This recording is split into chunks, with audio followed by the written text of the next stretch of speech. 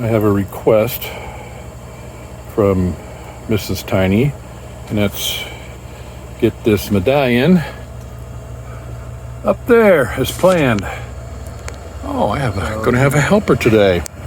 Oh, is that your towel from being out in the rain? Huh? All right, buddy, you ready to get on this? I bet you are, aren't you? All right, you're a good helper. Let's get everything going.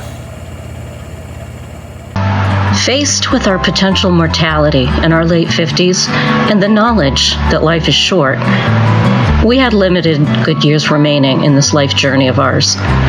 It was clear a life change needed to happen or our time was going to run out.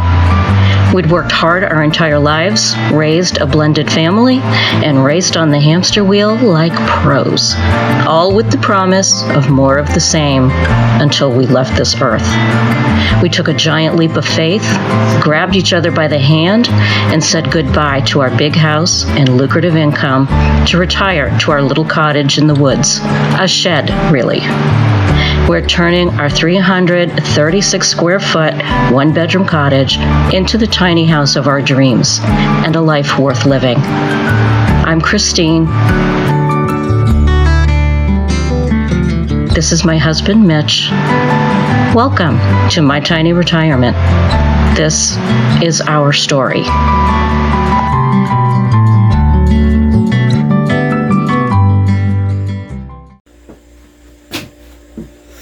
Okay, guys, no, this is not actually sweat. Gerard and I just had a water fight trying to wash his face. So, no, not actually sweat. So today I am out in the garage. I'm starting to feel better after our trip to Indiana. I came down with an awful cold. And yes, that's all it was a cold. I got tested. So, feeling better. And it's not such a hot, muggy day today. It's only in the 70s, like low 70s. Pretty low humidity. I'm out here in the garage. Our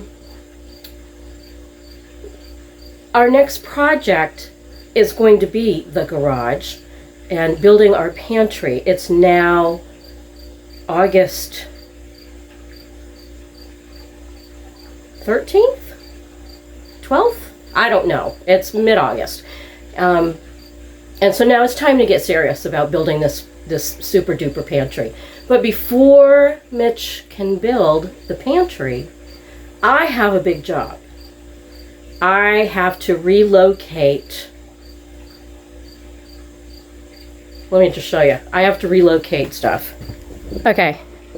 I have to relocate all of this stuff. Now see, it looks like a lot. But as you can see, you see that last shelf down there? I've already really emptied it out. And that shelf, once it's totally empty, is going to be relocated. Hold on, I'm going to try to pan around. It's going to be relocated down to this end of the garage. And you can see I'm starting to go through stuff. We've already started a big Goodwill pile, a big trash pile outside.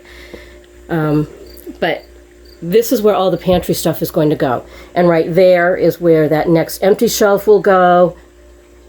And I think that may be all I have room for because, like I said, Mitch is going to be starting down there on that wall, and all of these shelves need to be relocated. The whole shebang just needs to be emptied out so that he's not tripping over it. You know, so that he's not tripping over it while he's trying to work. So, now that I'm feeling better, that is my big task. I'm going to try to get a lot done today. The problem is it is slow going because a lot of it is also going through. We've already purged probably 2 or 3 times. I mean, up to today's date, over the last 3 to 5 years. We've already purged. Oh, look at the weird light in the background. Oh, sorry about that. My poor camera's trying to adjust. Let me adjust me. Is that better? Anyway, we've already purged quite a few times. This, I'm hoping, will be the last purge. It may not be, but I'm going to be vicious right now. So that is what is going on today. So I think I'm going to put you guys on fast mow up here for a little while, and you can follow me along for just a little bit while I try to sweep and figure out what I'm keeping and what I'm not. So you guys, guess what time of year it is? 'Tis the season. Oh, don't fall. I just want to show you guys. 'Tis the season. We got 2 cords of double cut wood because Mitch pretty soon It's a super humid day. It is a humid day. You don't think so until you're moving. Yeah. But 'tis the season. Mitch is relocating some of our the last of our junk pile, and not really junk. It's just no place else to put it. Yeah. Yeah, because that will go up at least next spring, anyways, or late this fall. Yeah, that's my inside the truck. You probably can't see it. It's my grandmother's white picket fence, and it's going to go down the front of our road for around the driveway. But here we go. That was last year's wood. We still had what? Almost a cord. Yeah. Well, last year's wood was. Yeah, you can see the difference in the color. From here over and back. Yeah, you can see the color difference. that. And this is this year. We got 2 cord of wood. And yes, the correct pronunciation is cord. Like moose. It's not mooses, it's moose. Well, 1 moose, 2 moose. We bought 2 full cords because there's different cords. There's face cords, but We got 2 full, and this will probably be. actually bought 2 throw cords. Oh. It's the same amount. There's a volume of the truck. That's a cord, and then they fill that volume up. Well, anyway, Mathematically, it's this is actually between this and this pile. Oh, look at all of the little pieces Gerard's going to have a ball finding. Yeah. This is all kindling, by the way. Yes. Okay, we'll use that for kindling. Between this, what's left of this pile, and over here, this is probably, for us, in our tiny house, it's probably, what, 2 to 3 years worth of wood right here, right? Yeah. For heat. From early October, late September, until mid. All right, I got to show this. Right. Look how Mitch sweats. How do I sweat? A lot. No, but you sweat. Hold your shirt down. He sweats in the shape of a heart on his tummy. Because I'm the sweaty Care Bear. And Now, so from. I can almost touch that back wall.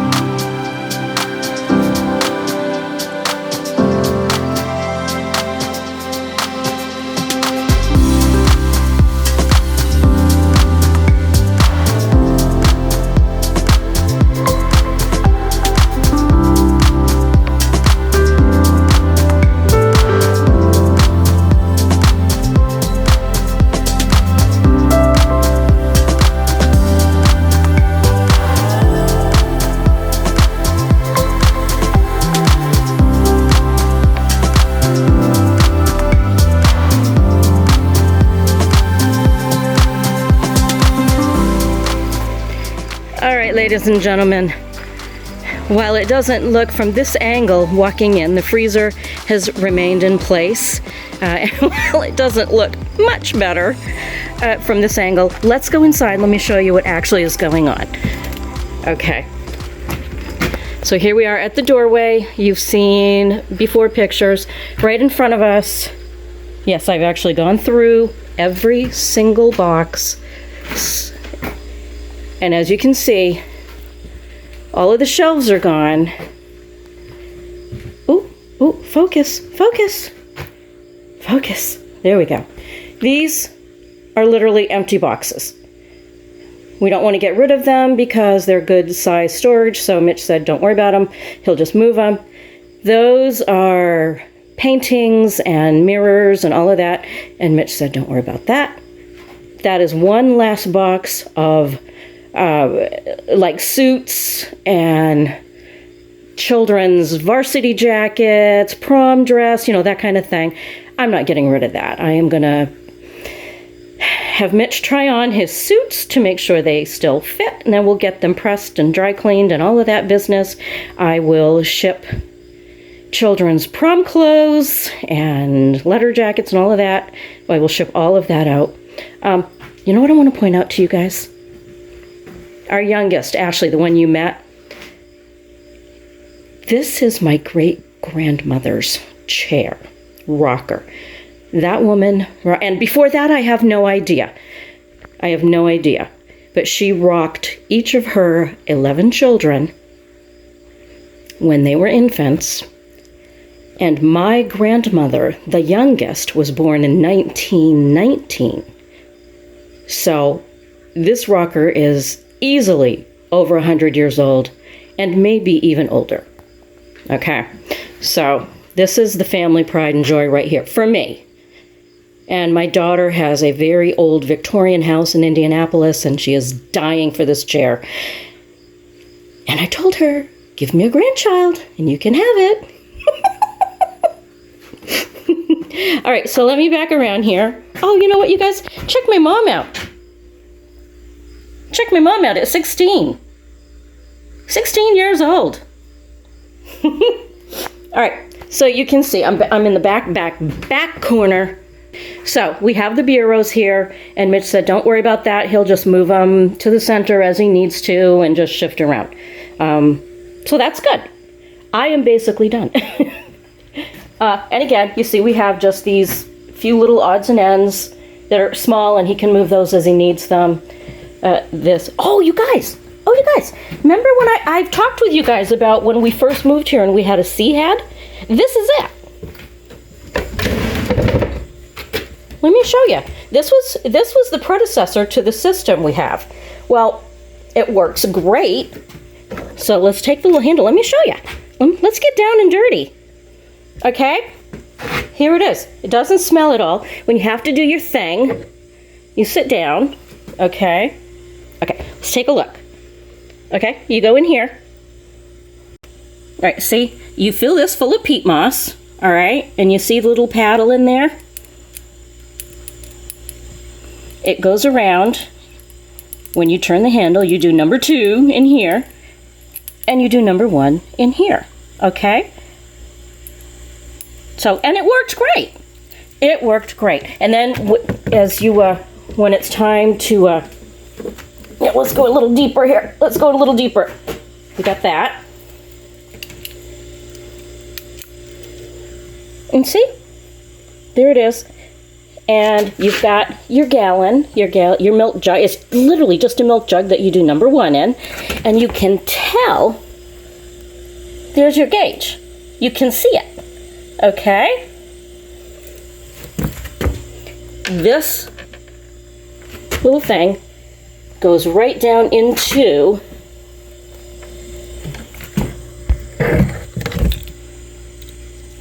the milk crate, okay?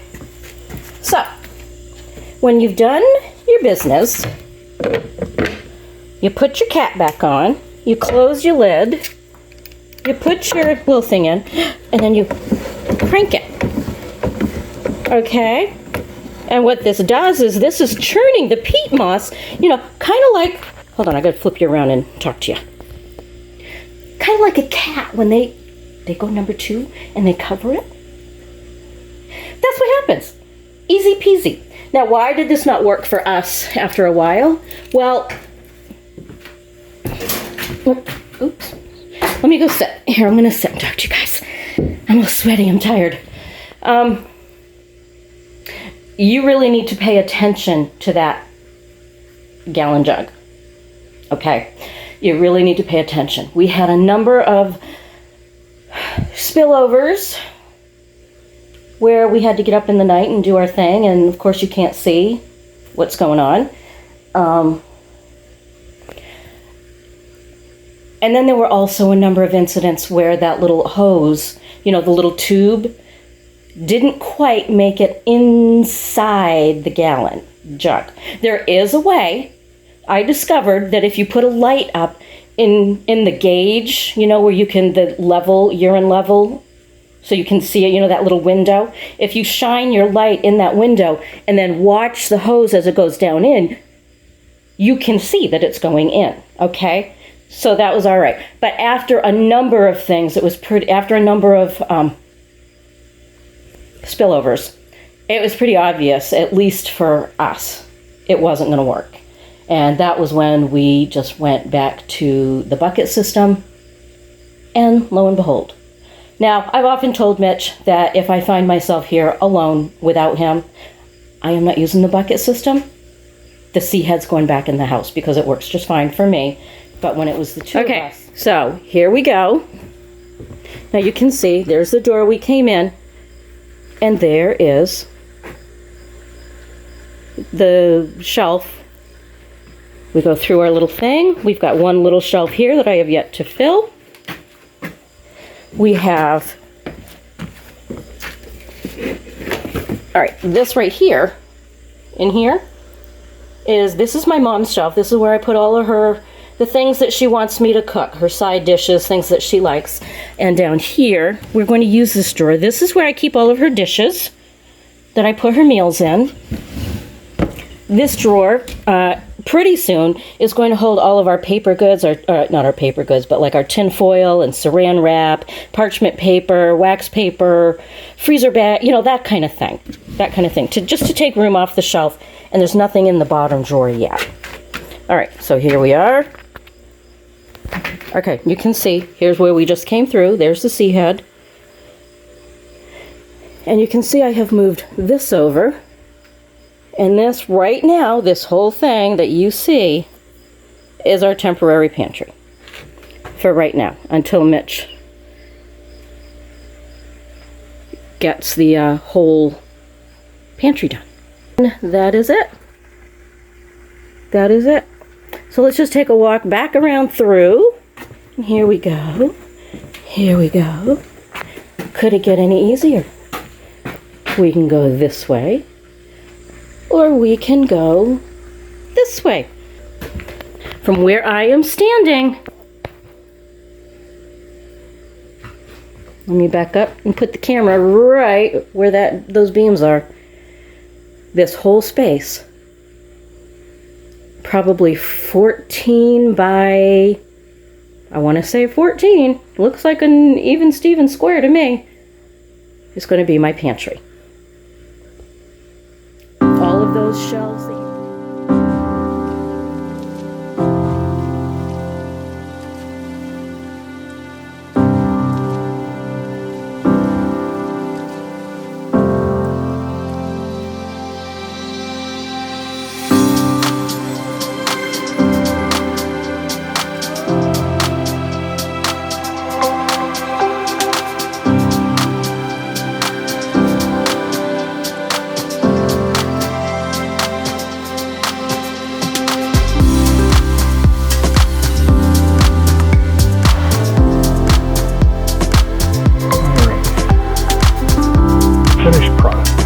If you have enjoyed this video, please click the subscribe button as well as the notify all button. Also, if you would like to participate in our subscriber giveaway, you have until September 23rd, 2022 to enter. Please see the video link for details in the description below.